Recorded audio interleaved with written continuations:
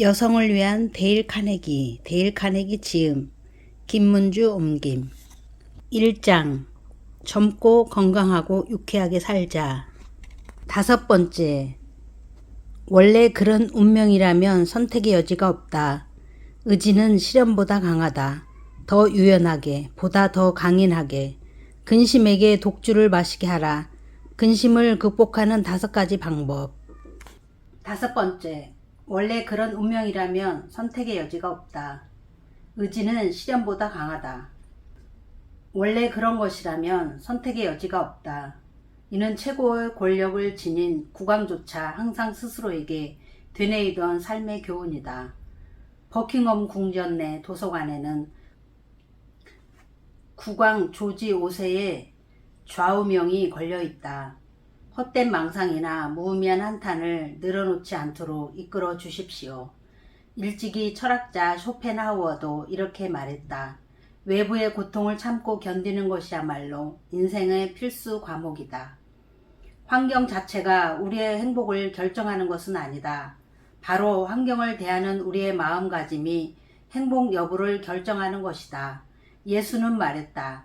천국은 그대 마음속에 있다. 물론 지옥도 마찬가지다. 우리는 어떤 시련이나 고난이라도 충분히 극복해낼 수 있다. 스스로는 알지 못하더라도 인간 내면에는 시련을 극복할 수 있는 잠재력이 있다. 우리는 스스로 생각하는 것보다 훨씬 더 강한 존재이다. 이미 작고한 미국 소설가 타킹턴 씨는 60세가 되던 해 카펫의 색깔이 점점 흐릿해진다는 것을 느꼈다.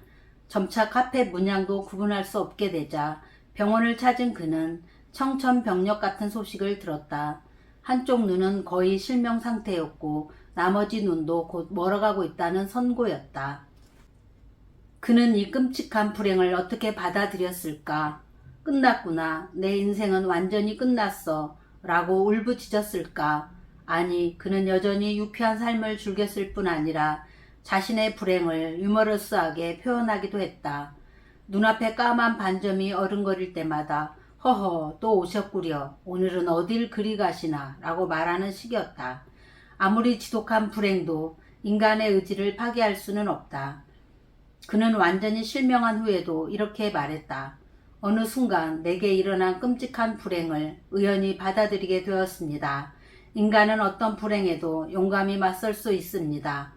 설사 오감을 다 잃더라도 영혼의 감각이 있지 않습니까? 마음으로 느끼고 대화할 수 있다면 다른 사람들과 다를 건 없습니다. 그는 시력을 회복하기 위해 12차례가 넘는 액과 수술을 받았다. 이 어찌 고통스럽지 않았을까? 하지만 그는 피할 수 없는 고통이라면 기꺼이 받아들여야 한다고 굳게 믿었다. 그는 개인 특실 대신 여럿이 함께 지내는 일반 병실을 선택했다. 같은 불행을 겪는 이들과 함께 활력을 나누고 싶었기 때문이다. 수차례 수술을 받으면서 그는 정말 대단하군. 이렇게 섬세한 부분까지 수술할 정도로 의학이 발달했다니 라며 자신의 행운에 감사했다. 이는 존 밀턴이 남겼던 실명 자체는 비참하지 않다. 실명을 받아들이지 못하는 태도가 인생을 비참하게 만든다는 말과 일맥상통한다. 나는 휘트먼의 시에 나오는 다음 구절을 절실히 이해했다. 칠흑 같은 밤, 거센 폭풍 후 굶주림과 비웃음, 생각지 못한 시련과 좌절에도 마치 동물과 식물이 그러하듯 끈질기게 참고 견뎌내야 하리.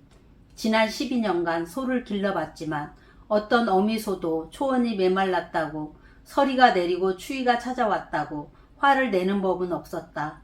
동물들은 칠흑 같은 어둠, 폭풍 후 굶주림 등의 시련이 찾아오더라도 결코 신경쇠약, 우울증, 유궤양에 걸리지 않는다. 그렇다고 모든 불행을 잠자코 받아들이라는 의미는 아니다. 그것은 숙명론적인 관점일 뿐. 현재 상황을 개선할 수 있다면 가능한 한 모든 노력을 기울여야 한다. 단 상황을 되돌릴 수 없는 경우라면 불행에 맞서는 대신 겸허히 받아들이는 자세도 필요하다. 컬럼비아 대학교의 혹스 교수는 자신의 좌우명을 이렇게 말했다. 하늘 아래 어떤 병이든 반드시 치료약이 있다. 할 수 있다면 반드시 찾아내라. 하지만 찾아내지 못할 경우에는 이에 개의치 말아라. 더 유연하게, 더 강인하게. 이 책을 집필하면서 수많은 기업가들과 인터뷰를 진행했다. 그때 무척 인상 깊었던 것은 그들은 현실을 대할 때 전혀 망설이거나 걱정하는 법이 없다는 점이다. 전미 유통업계의 선구자였던 페니 씨는 내게 이렇게 말했다. 난 수익이 나지 않을 때도 크게 걱정하지 않네. 근심 따위에 아무런 도움이 되지 않거든. 그저 최선을 다해 당면한 문제를 처리하기만 하면 되네. 헨리 포드 역시 이와 비슷한 가치관을 보였다. 어쩔 수 없을 때는 그냥 내버려 두자. 그러면 자연히 해결될 것이다. 크라이슬러 자동차의 회장인 카일은 어떻게 근심을 해결했을까? 역경에 부딪혔을 때 상황을 바꿀 수 있다면 최선을 다해 노력하죠. 하지만 바꿀 수 없다면 차라리 잊어버리고 맙니다. 세상사야 어차피 맘대로 되지 않는 법, 걱정할 필요가 뭐 있습니까? 셈에 빠른 기업가였던 그의 가치관은 1900년 전 그리스 철학자 에픽테투스의 이념과 일맥상통한다. 쾌락에는 단 하나의 지름길이 있다. 즉 지나친 걱정을 하지 않는 것이다. 또한 되돌릴 수 없는 현실에 맞서서는 유연하고 강인하게 대처해야 한다. 그렇지 않으면 거센 현실에 부딪혀 힘없이 부러져 버리고 만다. 나는 미주리주 농장에 머물 때 이런 깨달음을 얻었다. 당시 농장에 꽤 많은 나무를 심었는데 어찌나 빨리 자라는지 깜짝 놀랄 정도였다. 하지만 거센 눈폭풍이 몰아닥치자 눈 무게를 이기지 못한 나뭇가지가 결국 모두 부러지고 말았다. 이 나무들은 눈보라를 이겨낼 만한 근성이 없었던 것이다. 이후 캐나다에서 수많은 상록수를 보았지만 눈보라에 꺾이거나 부러지는 나무는 하나도 없었다. 이들은 이미 자연의 변화에 어떻게 순응할지를 알고 있었기 때문이다. 엄청난 무게를 지탱하는 자동차 타이어가 어떻게 수만 킬로미터를 달리는지 아는가? 맨 처음에 개발자들은 노면의 진동 마찰을 이겨낼 수 있는 타이어를 개발하는 데 집중했지만 결국 모두 실패로 돌아가고 말았다. 이후 그들은 진동을 최소화할 수 있는 타이어를 생각해냈고 드디어 성공을 거두었다. 버드나무처럼 유연하지 않고 그저 상수리나무처럼 굳세기만 한다면 우리네 인생은 어떻게 될까? 답은 간단하다. 언제나 내면의 갈등, 긴장, 근심, 걱정, 우울증이 끊이지 않을 것이다. 게다가 자기만의 세상에 갇혀 현실에 저항하다 보면 언젠가 미쳐버리고 말 것이다. 더 오래, 더 순조롭게 살아가려면 시련에 순응하는 법을 배워야 한다. 근심에게 독주를 마시게 하라. 2차 세계대전 시기 수천 수만 명의 병사들이 비참한 현실을 받아들이지 못한 채 정신적 붕괴에 이르렀다. 카셀리우스 씨의 예의에서 당시 상황을 짐작해 볼 수 있다. 해안 경비대에 입대한 지 얼마 되지 않아 대서양 연안의 폭발물 관리병으로 배치되었습니다. 생각해 보세요. 폭발물 관리라니요. 쿠키나 팔던 제가요. 수천 톤의 TNT 폭약은 생각만 해도 등골이 오싹해질 정도였습니다. 게다가 훈련이라고는 고작 이틀 동안 받은 교육이 전부였지요. 임무 수행 첫날 무척이나 춥고 어두컴컴했던 그날은 평생 잊지 못할 겁니다. 제5번 선창에 배치된 저는 폭약에 대해 전혀 아는 게 없었던 짐꾼 5명과 함께 폭약을 나누느라 정신이 없었습니다. 탄약 하나에 TNT 1톤이 들어있는 대형 폭탄이었는데 하나만 터져도 사방은 가루가 되어버릴 판이었습니다. 맙소사 하누리시여, 재수없이 하나만 터져도 난 끝장이야. 전 너무나 무서워서 온몸에 식은땀이 흐르고 입안은 바짝바짝 마르고 무릎까지 부들부들 떨렸습니다. 하지만 도망칠 수는 없었지요. 부모님과 제 자신을 생각해서라도 그저 부끄러운 행동은 할 수가 없었습니다.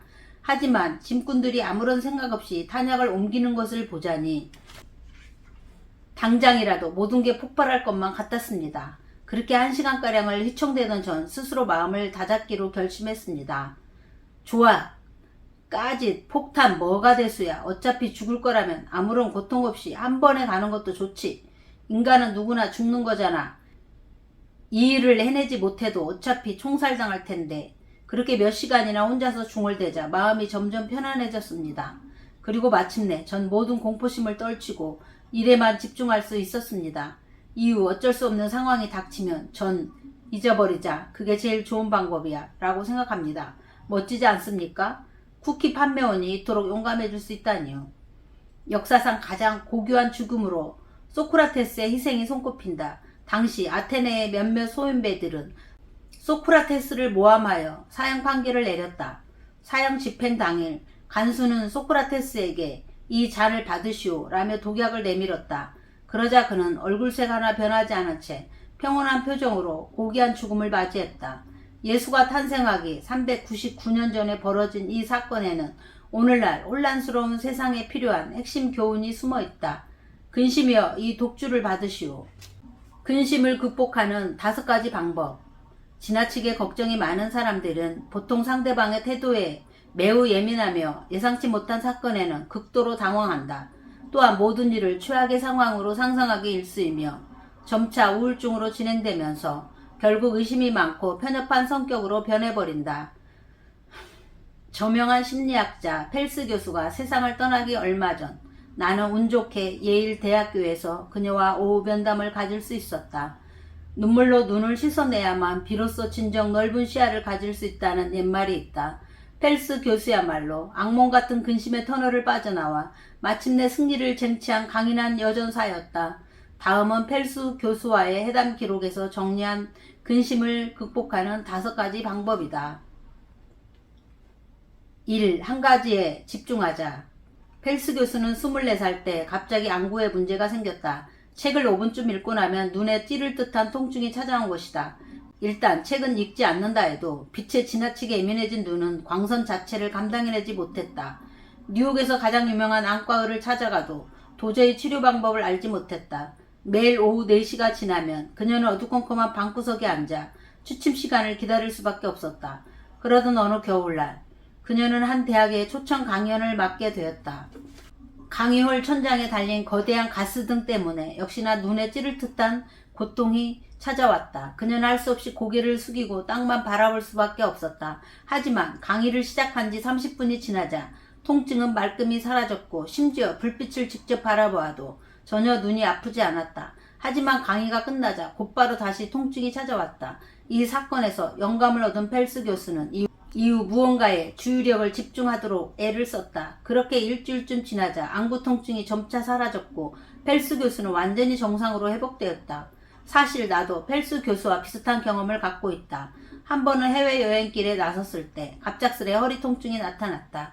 길을 걸을 수 없는 것은 물론 허리를 곧게 세우는 것조차 너무나 고통스러웠다. 그런 상황에도 선상 강연회에 초청받은 나는 어쩔 수 없이 강연을 진행해야만 했다. 그러나 신기하게도 일단 말문을 트자 모든 통증이 씻은 듯이 사라졌다. 난 허리를 곧게 펴고 자유롭게 자세를 바꾸면서 약 1시간가량 강연을 했다. 강연을 끝낸 후 선실로 돌아오면서 이젠 다 나았구나 라는 안도감이 밀려들었다. 하지만 곧 통증이 다시 시작되었다. 나는 이 경험을 통해 사람의 마음가짐이 얼마나 중요한지를 절실히 깨달았다. 그렇게 인생의 의미를 깨달은 나는 하루하루를 인생의 첫째 날이자 마지막 날인 양 최선을 다해 노력하며 매일의 삶과 일에서 기쁨과 활력을 찾는다. 활력이 넘치는 사람은 결코 우울하지 않으며 인생의 성공은 일에 대한 열정에서 비롯되는 법이다. 2. 유익한 서적을 많이 읽자. 근심을 극복하는 2번째 방법은 흥미로운 서적을 탐독하는 것이다. 55살의 심리적 불안 상태에 빠져든 펠스 교수는 데이비드 윌슨의 저작 칼라일의 인생을 읽기 시작했다. 곧 책에 흠뻑 빠져든 그녀는 의기소침한 일상을 떨치고 점차 우울증을 극복해냈다.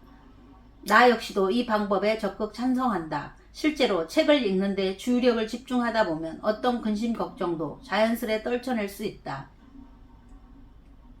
3. 몸을 바쁘게 하자. 펠스 교수는 우울증을 떨치는 가장 좋은 방법은 일부러라도 무척 바쁘게 생활하는 겁니다. 라고 말한다. 그녀는 매일 아침 테니스 6경기를 뛰고 아침 식사 후부터 오후까지 골프를 치는데 매번 18홀 전체를 빠짐없이 돌았다.